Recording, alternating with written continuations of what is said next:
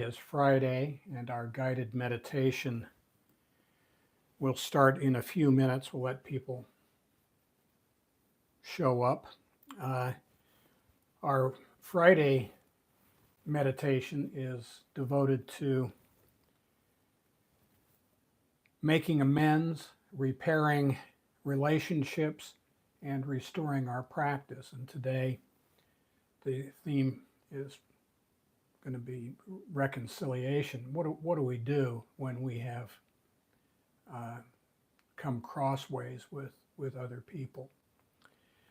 And I'm not sure that's what it's going to be, but that's kind of what I think it'll be. Anyway, when you show up, if you shoot us a note, we'd appreciate it. And we will be starting in just a few minutes. We don't want to keep you in the waiting room for too long. A reminder, the purpose of these guided meditations is so that people can become independent.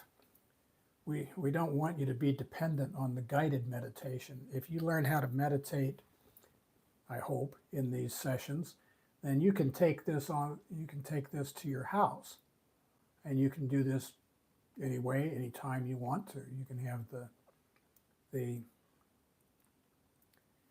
soundtrack that you want. Some people meditate to bird songs. Some people meditate to chanting. Some people use a mantra like Om or Buddho, and it's Buddha and other things.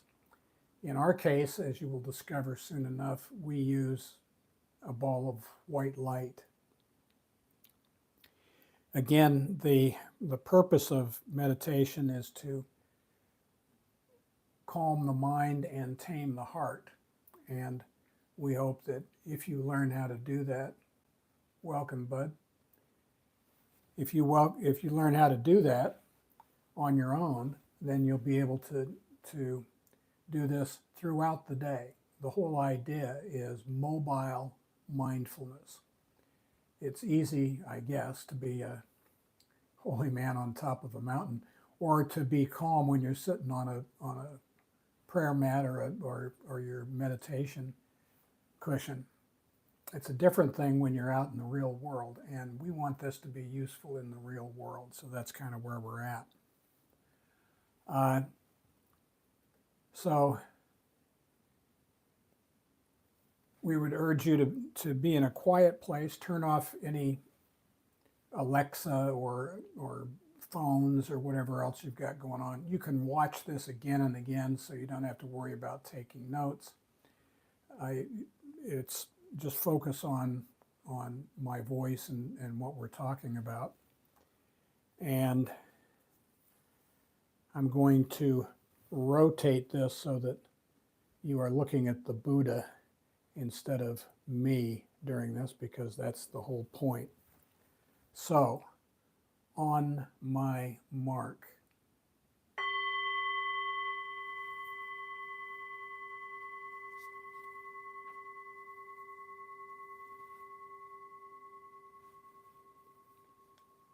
Find yourself in a quiet spot, your hands held loosely in your lap, on your thighs, or on your knees.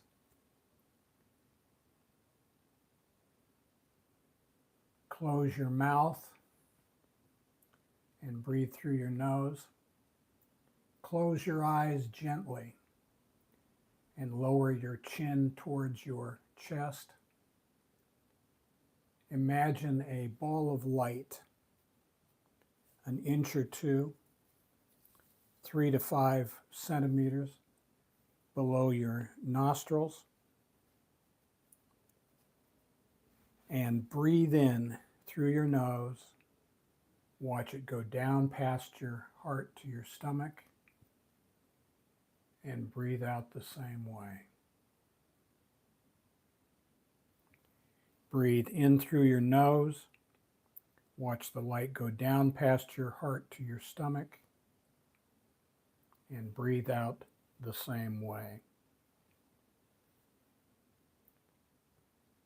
When outside thoughts intrude, gently brush them aside, thinking, no, that's not my business.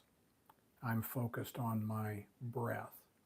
As you breathe in through your nose, watch it go down past your heart to your stomach and back out the same way. Remember that we meditate in order to let go of things. If we let go a little, we get a little serenity. If we let go a lot, we get a lot of serenity. If we let go completely, that is, if we accept life on life's terms, we experience complete serenity as we breathe in through our nose, watch it go down past our heart to our stomach, and back out the same way. In the first third of our practice, 6 or 7 minutes, we are focused on relaxing and becoming ready to do a deeper meditation. And there are a couple of things I want to start with in this opening period. First is the Dhammapada. And I want to look at verses 3, 4, and 5. Verse 3, he was angry with me. He attacked me. He robbed me. Those who dwell on such thoughts will never be free from hatred. 4, he was angry with me. He attacked me. He robbed me. Those who do not dwell on such thoughts will surely become free from hatred. 5, for hatred can never put an end to hatred. Love alone can do that. This is an unalterable law.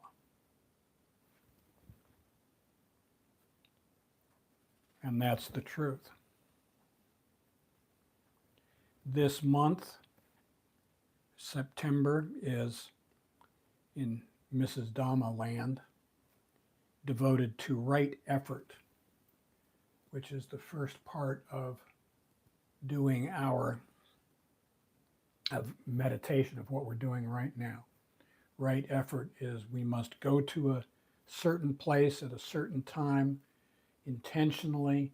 We have to be dressed properly. We need to be in the right environment. We need to go out of our way to sit in meditation. And that's part of the samadhi stream within the Eightfold Path. And the other two parts of that stream are right mindfulness. We want to pay attention to the light as it goes up through our nose, down past our heart to our stomach, and back out the same way. We're going to concentrate, we're going to be mindful of my voice, mindful of the thoughts that are going through your mind. And the last part is right concentration. This is focus. Some people call this collectedness. Focus on what you're doing right now. Who are we? Why are we here? What are we trying to accomplish?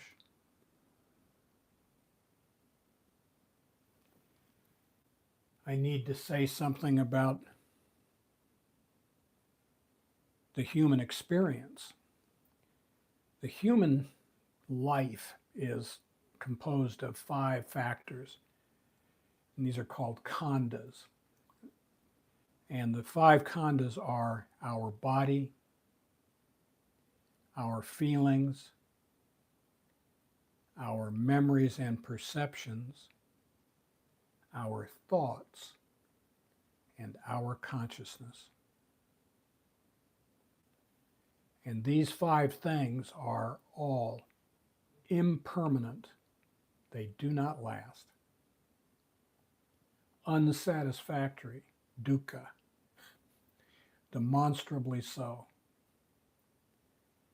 And they are not the self. They are neither me nor mine. And we are taught that these are like a lump of molten lead. There's no place you can touch them. You cannot touch them on the top. You cannot touch them on the sides or the bottom. There's no place that you can touch these 5 khandhas without burning yourself badly. And so you need to let them go.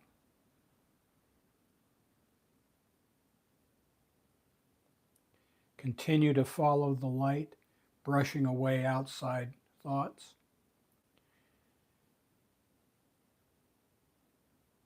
There are 4 noble truths that Buddhism is based on. And they are, number 1, there is suffering. Suffering is caused by attachment. Suffering ceases with non-attachment. And the way to non-attachment is the Eightfold Path.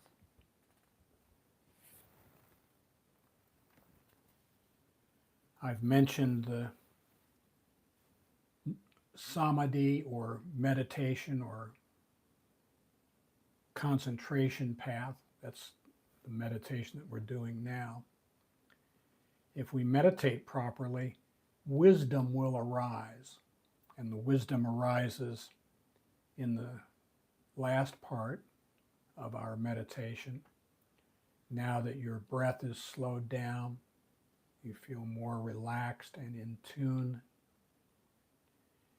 You can allow thoughts to arise. And you want to look at them with cool eyes. The way that we meditate as we continue to follow our breath is we allow these thoughts to arise and we look at them with calm detachment. If you become excited or worried,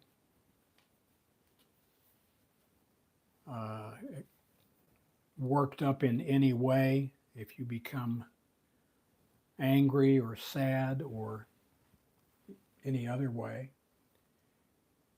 simply return your attention to the breath as you breathe in through the nose, down past the heart to the stomach, and back out the same way.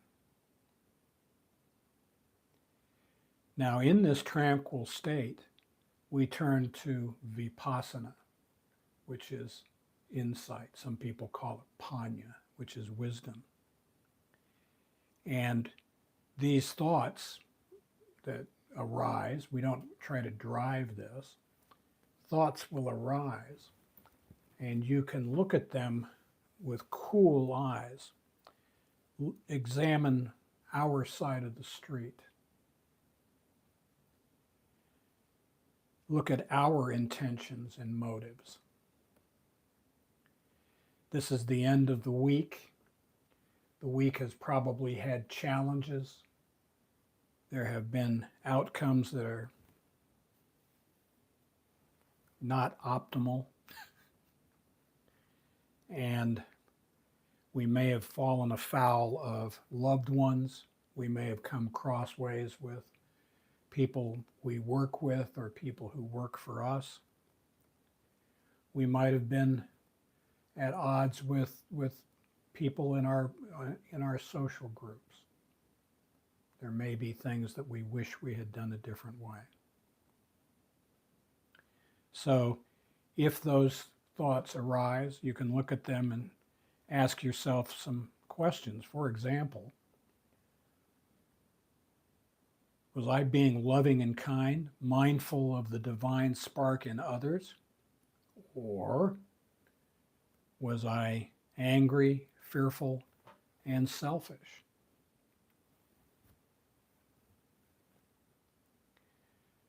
In my interactions with others, am I full of self-pity or full of gratitude? God, it makes a huge difference.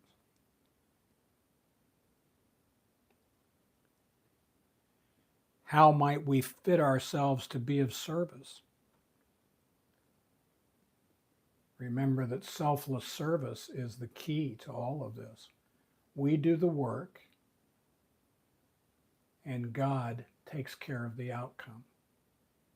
We're supposed to do service, do the right thing, without any thought of the outcome or what we're going to get out of it. As we look at our thoughts, we might, and just for a second, please, I want you to pull up in your head. This is a thought experiment. I want you to look down at your skull. You're looking down on the top of your head, and on your right, you see your mind. And on the left, you see your thoughts. And your thoughts are like self-licking ice cream cones. They just scurry around, creating drama. They're sucking up to your mind, trying to mimic your mind's moods. As you're thinking, you might say, my mind is in a good, bad, angry, envious, jealous, self-pitying mood. Moods are also impermanent, unsatisfactory, and not the self. Let them go. Let them go. There's nothing in the next 15 minutes that you can do about anything other than stilling your monkey mind, calming your heart, slowing down. We might think the mind is projecting fear, blaming others. Maybe. We might think, this is the mind thinking of an outcome that makes me look good, bad, ridiculous. What did we say about outcomes? That's over our pay grade. God sees to the outcomes. We do the work. We row the boat. And God, in the back of the boat, has his hand on the tiller. And if the idea of God offends you, how about grace over drama? Grace is in the back of the boat, driving us to where we need to go. The thing about trusting grace over drama is you got to trust grace over drama. We might think the mind is inciting me, and this is the correct word, is inciting me to find fault in my family, workplace, community, nation. What's that about? The monkey mind is not our friend. We need to let those things go.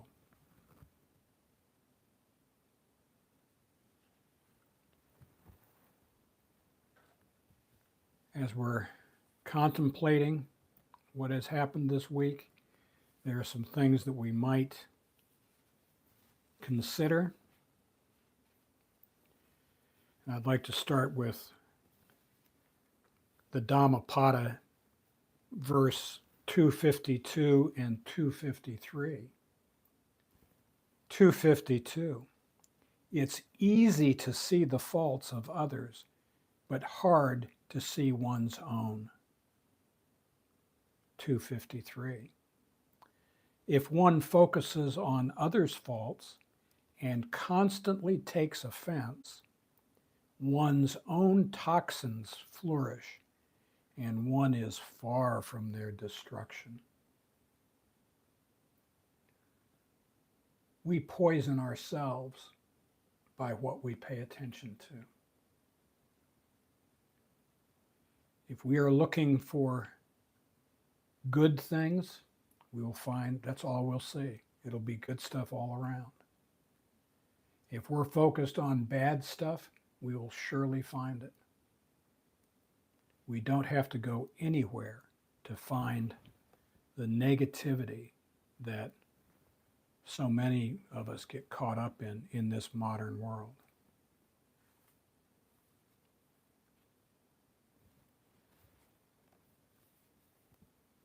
We live in a world of consequences. And that means whatever we do, something happens as a result. And the hippies say what goes around comes around. And the Christians say, as you sow, so shall you reap. And the Buddhists say, volitional karmic debt. Oh, I didn't know it was wrong. Yeah, you did. Here's how you can tell. If you look over your shoulder to make sure nobody's watching, and then you do it, it was wrong. You knew it was wrong, and you did it anyway. The consequences belong to you alone. Our parents didn't do that. The guy across the street didn't do that. The needle-nosed schmoes on the other side of town, they didn't do that. If we decide to throw a fit and act like crazy people, we can't say, so-and-so made me do it. That's just not true.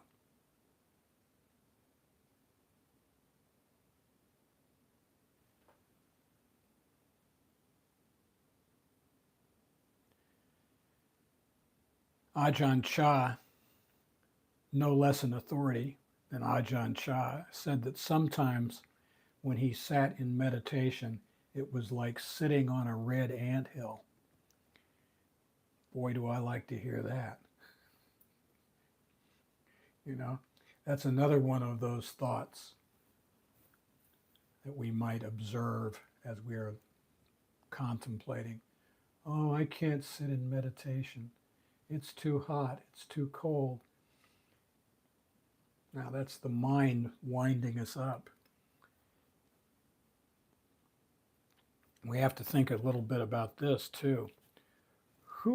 When we're meditating,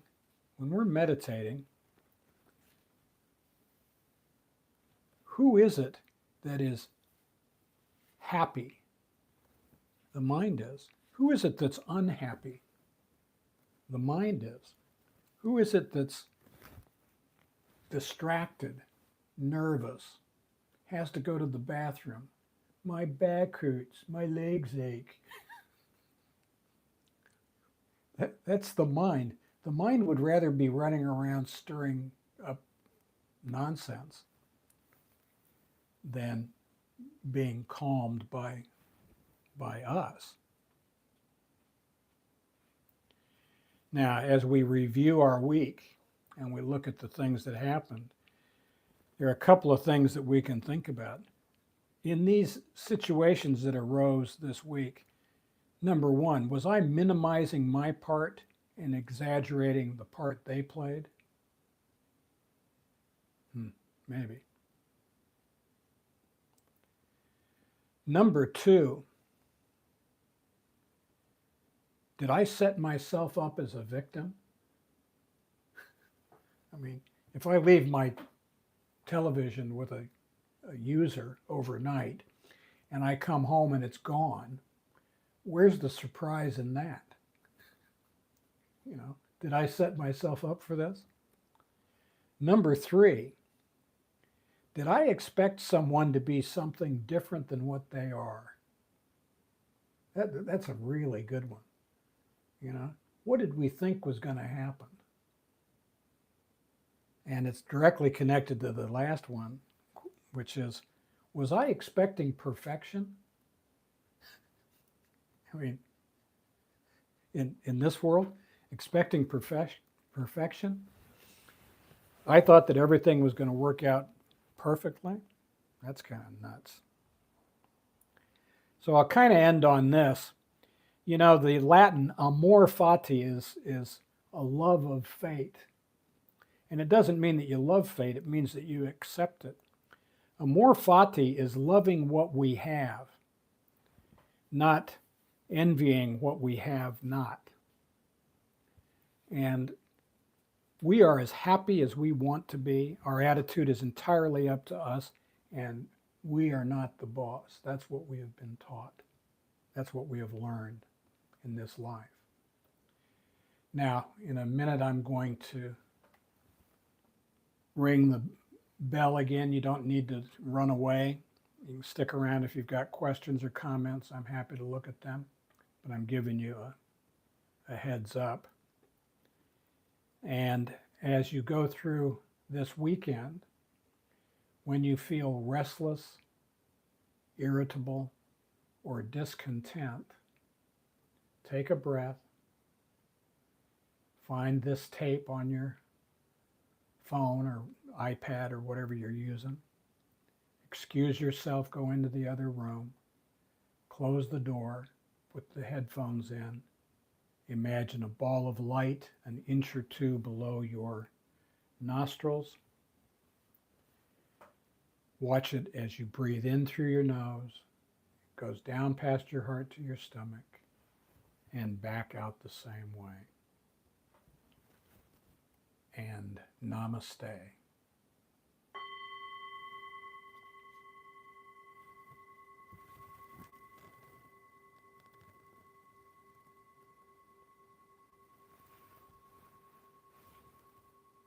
Okay.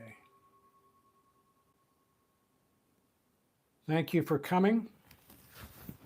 And it's always nice to see you. And next Monday at 8:30 in the morning Japan time, we will do our beginning of the week meditation.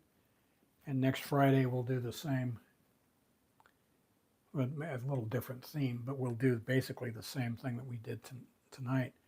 I will upload this. It takes a little while. It's not instantaneous. It'll take a little bit before it gets uploaded to the net. I'm going to have to, I don't know what I'm going to say before we do it, so I'm going to have to fill in the description, backfill it, backdate it. You know, that's not nice. And we'll see what goes with that. And we hope that we see you soon. Have a very good weekend, and we will see you shortly. Thank you very much, Bud and Mrs. Bud. Have a great day. Thank you. Namaste.